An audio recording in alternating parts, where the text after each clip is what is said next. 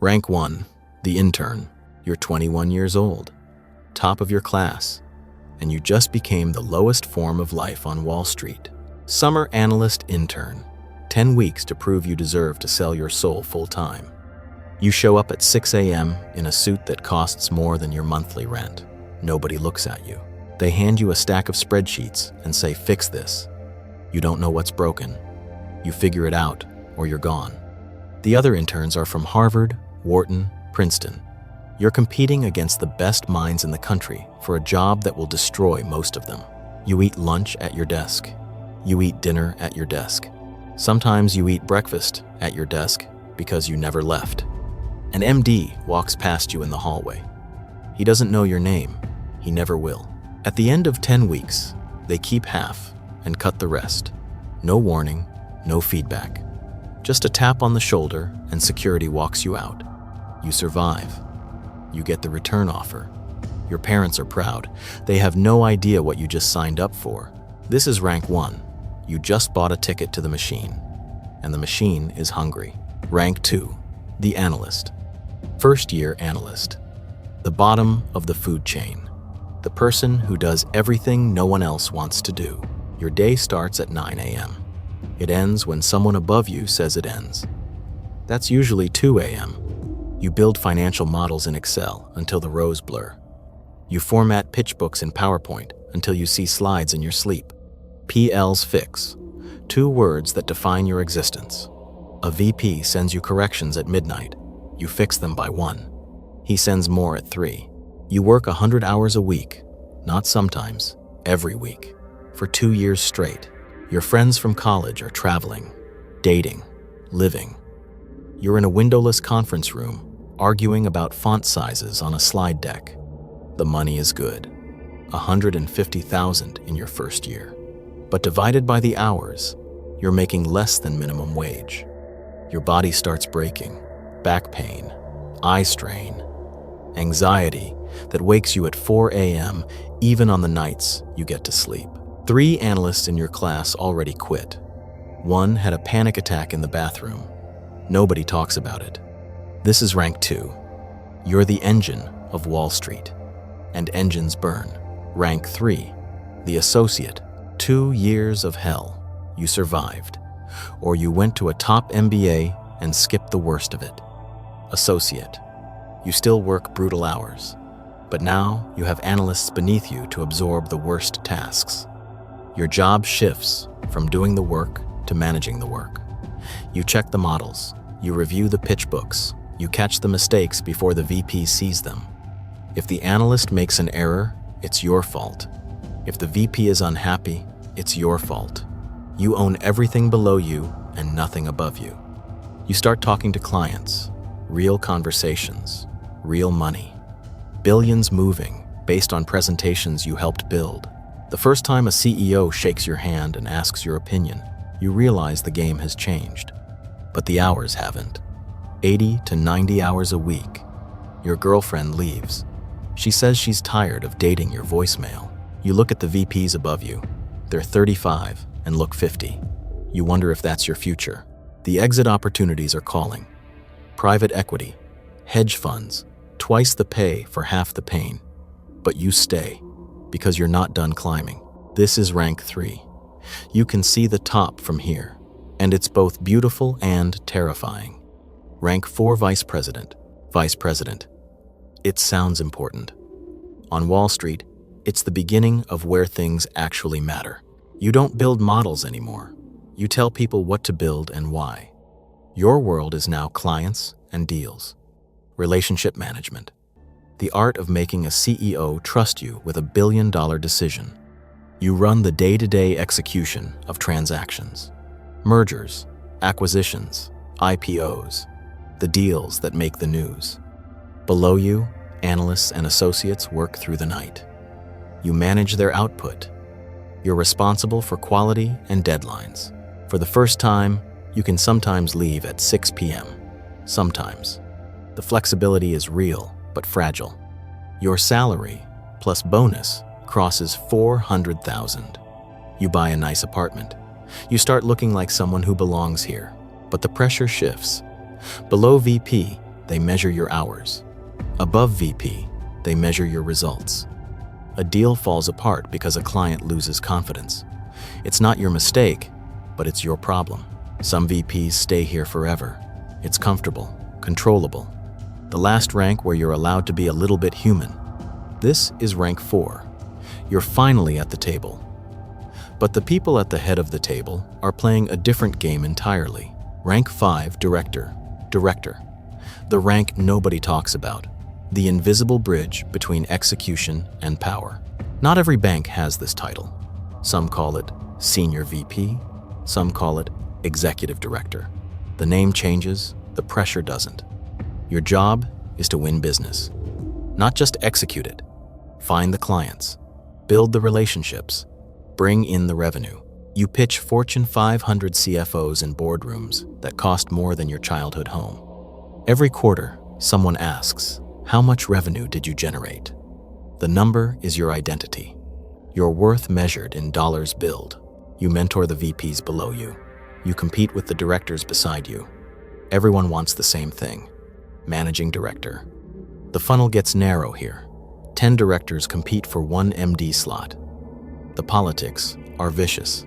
You learn to play the game. Take credit strategically. Build alliances with MDs who can sponsor your promotion. Your kids ask why you missed the school play. You say, work. They stop asking. This is rank 5. The rank where you learn that talent got you here. But politics decides if you go higher. Rank 6. Managing Director. Managing Director. You made it. The summit that less than 1% of Wall Street ever reaches. Your base salary starts at $500,000. Your bonus can be 10 times that. In a good year, you make between $1 and $4 million. In a great year, 8 figures. In a bad year, you might still clear $700,000. Poverty doesn't exist at this altitude. Your only job now is relationships. Golf with CEOs, dinners with billionaires, drinks with the people who move the global economy. You don't touch spreadsheets. You don't format slides.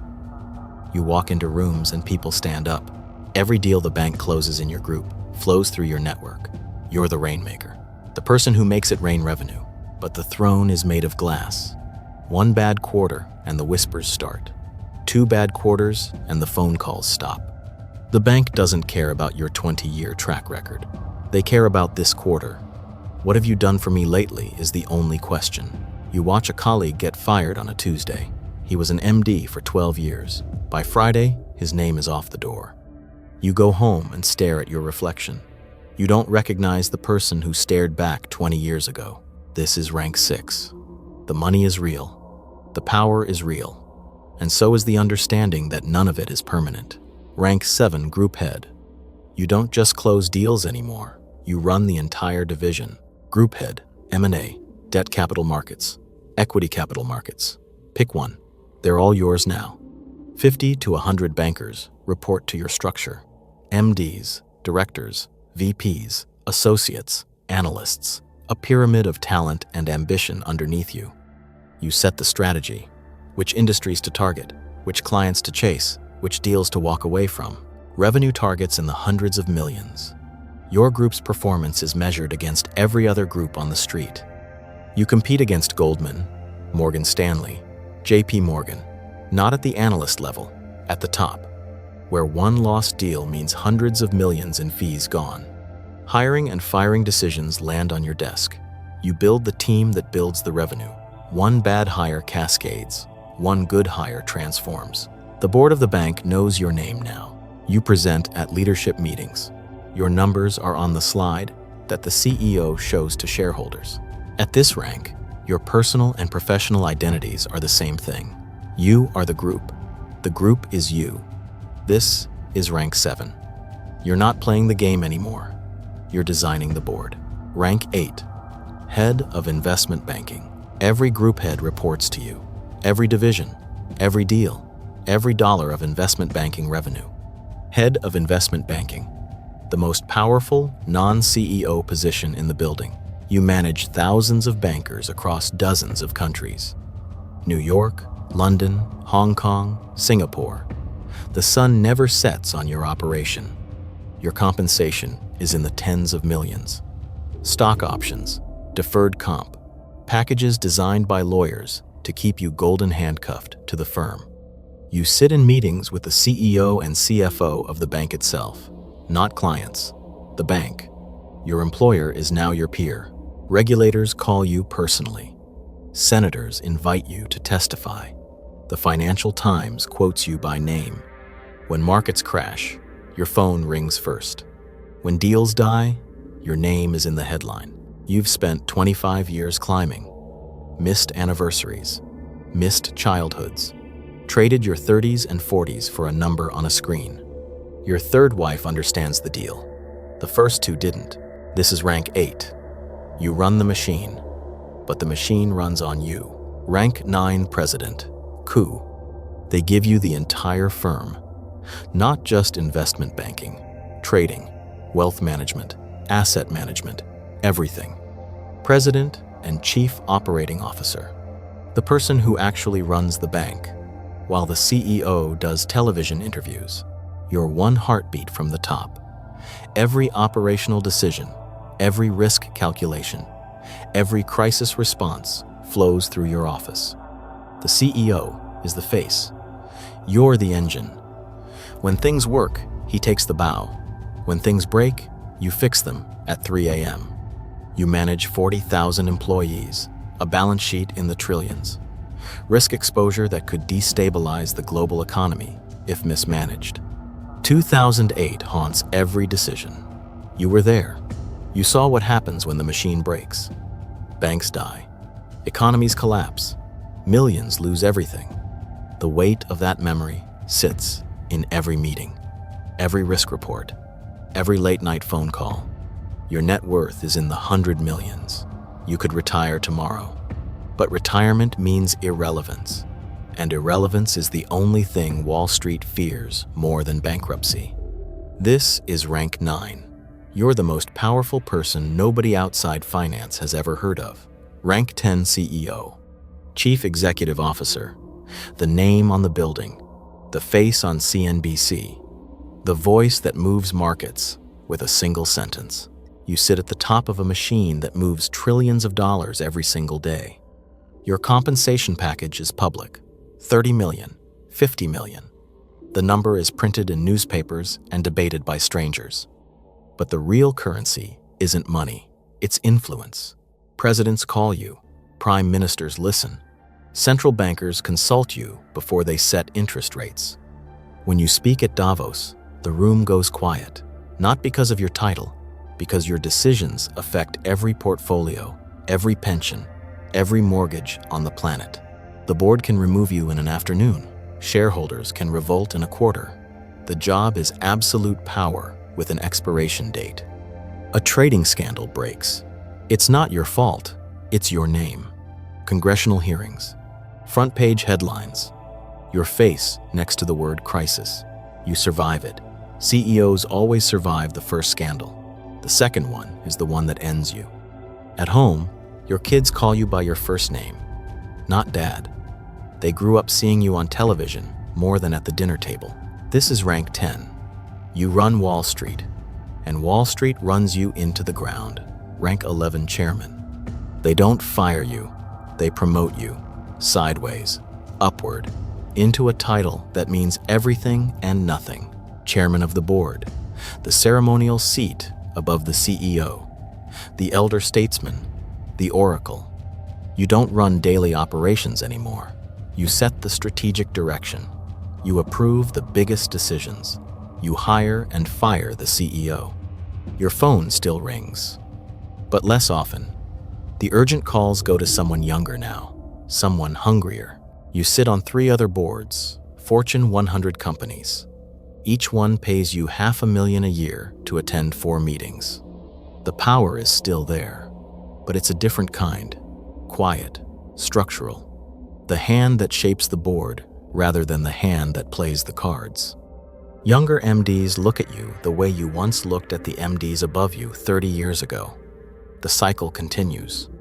You've been on Wall Street for 35 years.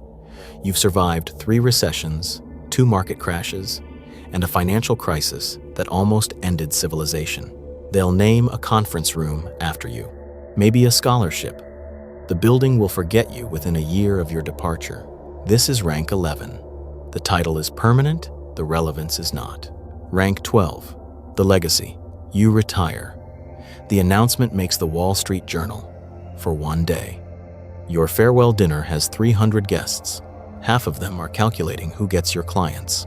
You walk out of the building for the last time. The security guard you've passed for 30 years says, "Good luck, sir." You realize he's the only person who ever called you sir and meant it. The money is generational. Your grandchildren's grandchildren will never need to work. The number in your accounts has too many zeros to feel real. But the phone doesn't ring anymore. The email's slow. Then stop.